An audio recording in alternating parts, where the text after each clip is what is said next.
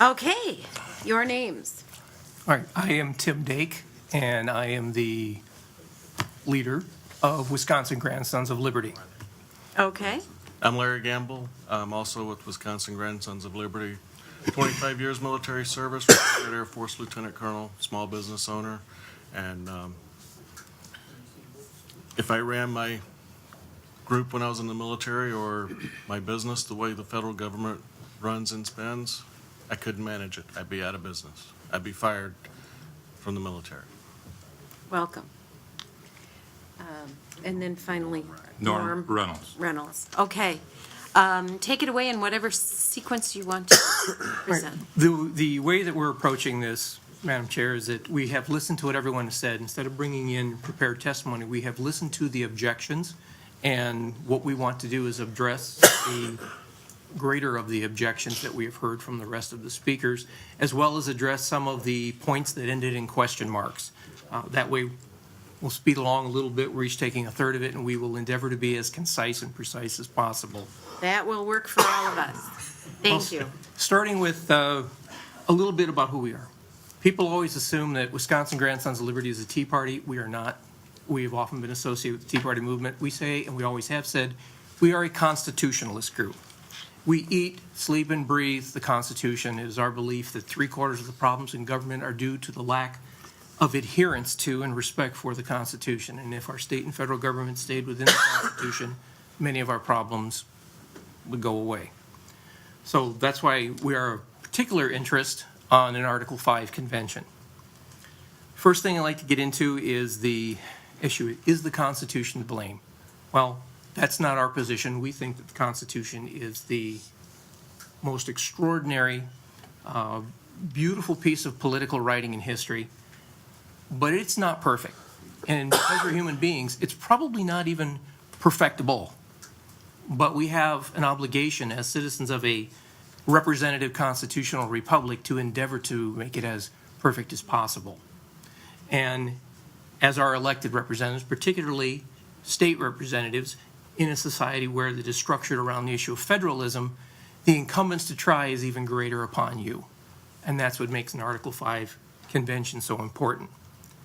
The first thing I'd like to talk about is the concern of a runaway convention. This is the number one concern that most people have. To begin to address that, we have to talk about what this convention is. You've heard people refer to it as a constitutional convention or colloquially a con-con. That is erroneous. It is not. It is an amendatory convention. Specifically, it is a convention of the states for the purpose of amending the Constitution. You could call it an amend-con. But there is a very big difference between a constitutional convention and an amendatory convention. And it comes down to the power. If you wanted to be technical about it, and we're not lawyers, but one of the things we're going to look at here, talk about is, what we haven't heard here, is that there is a very large body of American law that addresses an Article 5 convention, even though technically one hasn't happened. So many of the questions have already been answered in law. First and foremost is that a constitutional convention is a plenipotentiary convention. Coming from Latin, plena, potens, full power. It means it has full power to do whatever needs to be done. An amendatory convention is not full power. It is a limited purpose or limited power convention. Earlier, we heard an analogy made to driving off a bridge. Well, we'll also take a vehicular analogy here. If you think about an amendatory convention, it's like a little smart car. You can get a couple people in it, you can go to the store, maybe buy a pack of gum. You're not going to bring home a lot of groceries. You're not going to haul anything with it. You're certainly not going to go off-roading. But if you have a four-wheel drive with a big bed on the back and it's a crew cab, you can haul people, you can go get the groceries, you can get what you need to go build a house, you can go off-roading, you can do all kinds of things. You have full power with that. With a little smart car, you don't. The smart car is our mandatory convention. This four-wheel drive truck is our plenipotentiary convention or plenary convention. This was discussed at the Constitutional Convention in 1787. There was a tremendous amount of debate over whether or not to include in the Constitution, particularly in Article 5, the ability to call another constitutional convention, another plenary convention. And it was voted down. You can find this in the Federalist Papers. You can find this in James Madison and Robert Yates' notes from the Constitution Convention. The debate over Article 5 was how best to amend the Constitution to preserve it and avoid bloody revolutions. An amendatory convention will not turn into a runaway because it specifically rejects the idea of an open convention, of being able to do whatever you want. And there is a very large body of law that covers this. Surprisingly, the Supreme Court has ruled on this many times. In 1933, in re Opinion of the Justices, it was ruled that an Article 5 convention can be limited in purpose and therefore in scope, even to a single issue. And that it is entirely up to the states and the people going to the convention to decide what to do with it, and that the federal government has no say in it. Their say is limited to issuing the call and specifying how any proposed amendments would be ratified. That's it. The rest of it is up to you, our state legislators, who, through this type of bill, will decide how delegates are picked. Even that question came up, is who gets to pick them? It's left to the states. We don't have to worry about the Constitution being rewritten in this convention because the power is not there to do it. If you're only going to amend, we've even heard people say, well, maybe they'll just amend the entire Constitution with a new one and then repeal the part that's there. Don't think that's going to happen because that would be an obvious giveaway that that's a plenary act of power and it's not an amendatory act. There is also the concern that there are no rules to govern the convention and therefore it's uncontrollable, that no one can really set the rules. Well, this isn't true. In 1931, the Supreme Court ruled in U.S. v. Thibault that national government is not concerned with how an Article 5 convention works or how the state legislatures constitute it. It's entirely left to state. Even though it is considered a federal act, it is left to the states. They will determine how it's run. The federal government has no say. This is evidenced by the Mount Vernon Assembly last month. State legislatures came together to talk about how this would be done. The federal government played no part in this. And when they meet again in June, and I understand probably next December, this is logical. Take the time to think about it, debate it, go back home, talk to people, come back and talk about it a little more, and plan it out carefully. The federal government has no say, but this is a very prudent way for the states to handle it. This is the way that I think it should have been handled. I think this is what the founders intended from the beginning. A convention has its own authority and cannot be limited. This is another objection that we hear. But that's not true, because the Supreme Court has ruled not only in the Thibault case, but in 1920 in Hawk v. Smith, 1931, U.S. v. Sprague, and a number of others, that this is not the case. It can be limited. The rules are set by the states and the delegates. It has its own authority to do what it wants, and there is no input from anyone other than the delegates and the state legislatures that decide who goes to this, including how to pick the delegates. You know, if we're thinking about the possibility of a runaway, the Constitution is, for some people it's a living document, for most it's not. If you think about it, it really is, in part, a living document, only to the extent that the Article 5 exists to amend it, so that it will be able to adapt to the times and to changing circumstances. That doesn't mean the meaning changes in the terms of living constitutionalism. It means that the document is changed over time for as society needs it.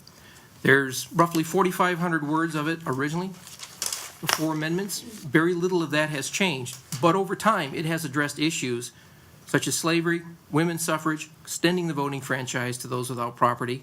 Without doing this, the Constitution and the Republic would not survive or thrive.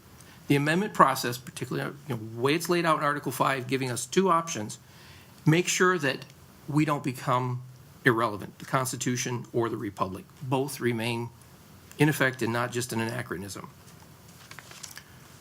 Next point I want to tackle is the controls put on it by Congress. Well, there really aren't any. This is left to the people. Other than specifying that there will be a convention and how it will be ratified, the rest is left up to you. And we think this makes sense. We can understand where the founders are going because that means you're closer to your constituents than a congressman or a senator at the federal level, so you would have a better idea of what the particular state needs. Enforcement, this is really the key issue. how is the Constitution enforced? I think we could say right now we are dangerously close to being a post-constitutional republic because we are unable to enforce the Constitution. There is really no mechanism within the federal Constitution for punishing any branch of it for exceeding its powers or for failing to fulfill its obligations. Putting a balanced budget amendment in, and again, we're speaking primarily to the constitutional issues, but we will extend it into it. We are in favor of a balanced budget amendment. Putting some teeth into a balanced budget amendment, particularly if it introduces in the amendment some form of checks and balance so that there is a way to hold those accountable, would be the best way to go. We don't see a lot of this in the Constitution now where there is any enforcement mechanism. This, we think, was part of the role of federalism, that you, as state legislators, would be able to hold federal officials, and particularly the elected ones, Congress, the executive, be able to hold them accountable. Right now, there is no way to do that, as best we can see. They get away with whatever they want to do. So unless you can pass something like this and assert yourselves on our behalf, we don't see this situation ever turning around. And the balanced budget amendment makes sense because, and I think one of the earlier speakers talked about polls with the percentage of public support. We've seen that they're typically between 70 and 80%. I didn't bring anything to show you which polls that would be, but that means that this is really a bipartisan issue. So something like this should also be a bipartisan issue, amending the Constitution and having the states do it instead of Congress. History has shown repeatedly that every time we've gotten close to doing something, and I think there's been 3 cases where we were within 1 or 2 states of calling a convention, that the Congress has said, oh, we'll just go ahead and we'll pass that for you. We'll go ahead and give you that 17th Amendment or that 21st Amendment. This was their way of holding on to their power because the federal government is not going to give up any of its power. You're going to have to take it from them. Next issue I wanted to talk about is the fact that there seems to be the impression that there's no precedent for this and that people won't know how to proceed with it. It's kind of a stretch, but there kind of is a precedent here. In 1861, when the Civil War was looming, the state of Virginia attempted to call an Article 5 convention, but because time was so short and they were trying to get this done before Lincoln's inauguration, the rest of the states just said, we'll be there, don't worry about the rest of us issuing a call. And for the better part of 3 weeks, they attempted to come up with an amendment that would have saved the Union and dealt with the issue of slavery. They followed all the rules of the first convention, the Constitutional Convention, the Plenipotentiary Convention, 1787. They stuck to a single issue.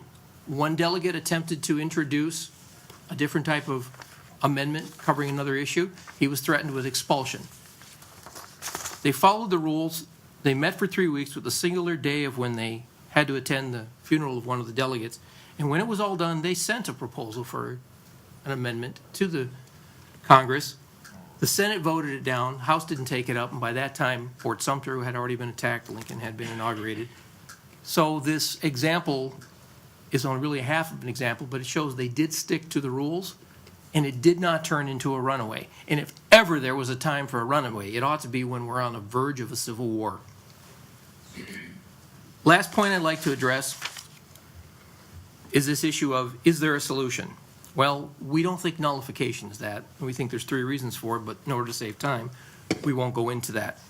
We think if you look at how this would play out, if you attempted to follow something like nullification or a states' right issue, you'd eventually find yourself back at the Article 5 convention. This is what was built into the Constitution. It was there for that purpose, and we think that's what the founders put it in there for. And that's it. That's my part of it. These gentlemen will have the rest. So the Article 5 was meant to be used. When you look back at the 1787 convention, there was bipartisan support there. You had the Federalists, the Anti-Federalists, and the initial Virginia plan triggered a convention only by the state's action. It left Congress without the right to call one its own. The Federalists obviously wanted that in the interest of the federal government being stronger. Through a consensus effort, they debated, they got an agreement, a consensus agreement between two different parties, and that gave us Article 5. So if we're going to make changes, we need to look at any and all available nonviolent methods. As Tim was just mentioning, on the verge of the Civil War, they were trying to come up with an Article 5 Constitution to avoid that exact same occurrence over the issue of the day. So under the Article 5 with the Constitution, the states have this power to apply to Congress to hold a convention for the purpose of the amendments, and it's meant to provide a fail-safe mechanism to control the federal government. That would allow us to amend the deficiencies that are now present with runaway debt, spending problems. We mentioned the balanced budget amendment as, a good starting point, being able to apply more stringent limits on taxing and spending. In the use of the process, it promotes the founders' vision for America. We've already established that the amendment process works. Almost all of the 27 amendments adopted to date fall into that process. One of them, though, it wasn't directly Article 5, but the direct election of senators came about because of states putting pressure on the federal that this is the way they wanted to go. And enough states were making the noise of, let's consider doing this, that the Senate finally voted for it in 1912.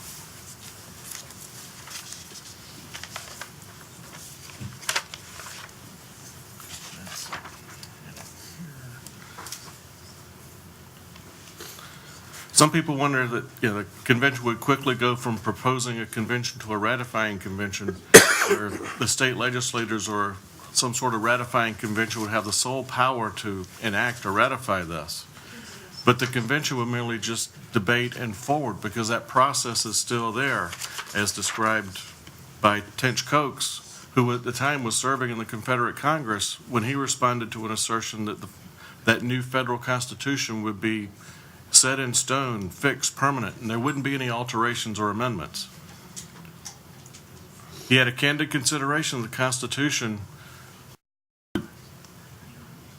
not changing it. That's a groundless remark. It's provided in the clearest words that Congress would be obliged to call a convention on the application of 2/3 of the legislatures, and all amendments proposed by such a convention are to be valid when approved by the convention or legislatures of 3/4 of the states.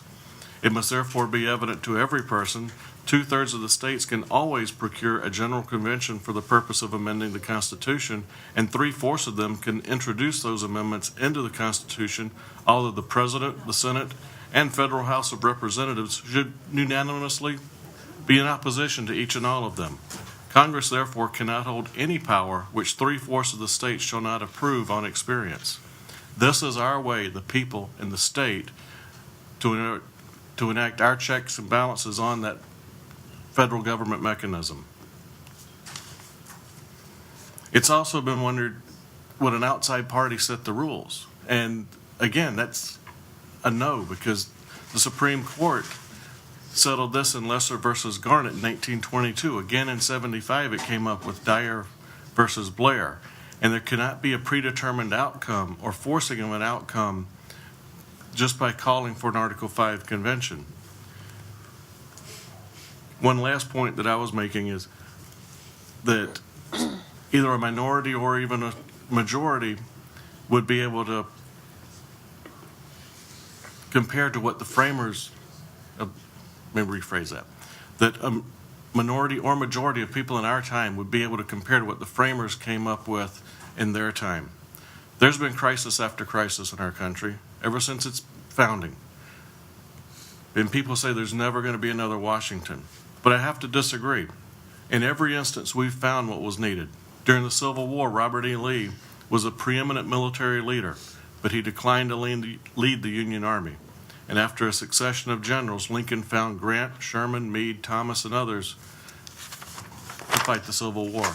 In World War II, MacArthur, Eisenhower, Patton, Clark, they rose up, as did Admirals Halsey, Nimitz, Fletcher. it shows that when we have a need for a leader, there is someone out there. And this is your time as representatives here in Wisconsin that you can be the leaders and step forward and push this agenda towards the federal government and get a consensus of the states. Thank you. Next. Well, I've reduced mine to brevity and scribbled notes, so we'll make this quick. There are numerous precedents that exist at various levels that address most, if not all, the objections involved with an Article 5 convention. An Article 5 convention was meant to be used, and it's our last try before any violent method. Amending will address the deficiencies that are now apparent, and adding a balanced budget amendment being pointless because Congress is doing unconstitutional spending now and taxing. No matter the outcome from an Article 5 convention, the amendments would still need a majority vote to pass and be forwarded to the states for ratification.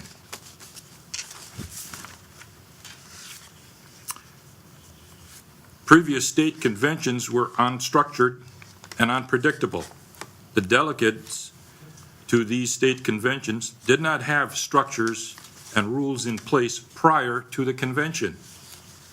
The Article 5 convention that we currently are discussing will have those tools. An Article 5 convention could put in place a new ratification process and replace the Constitution. That's a thought. But there is no new Constitution or ratification process that would be put in place. And they would first have to ratify the new ratification process under the current Constitution. So we have checks and balances, just like we heard previously. An Article 5 convention becomes its own authority and cannot be limited. Not true. We were limited by many Supreme Court of the United States rulings. The United States versus Thibault in 1931, Hawk versus Smith in 1920, and U.S. versus Sprague in 1931. Recently, Ohio had a vote on this, and I only have the Senate results. But the Senate there is comprised of a 23-10 condition, yet it passed 28-3. So it is a bipartisan thing. This is for everybody's interest. This is a pocket constitution. In essence, it's really our national toolbox. It tells us how to build a nation and have it perform as designed. Even tells us how to maintain it. And recently, no matter how we've tweaked it, it doesn't want to be maintained. Whether it's like an onboard fuel management system like you have in your vehicle, ever try tweaking with a circuit board? No, it gains its own little artificial intelligence, whatever. But we do have one more tool in that toolbox, and it was put there for a reason. It is our only tool. Is there another? Can you find another one? And if you don't use it now, when would you use it? Thank you very much.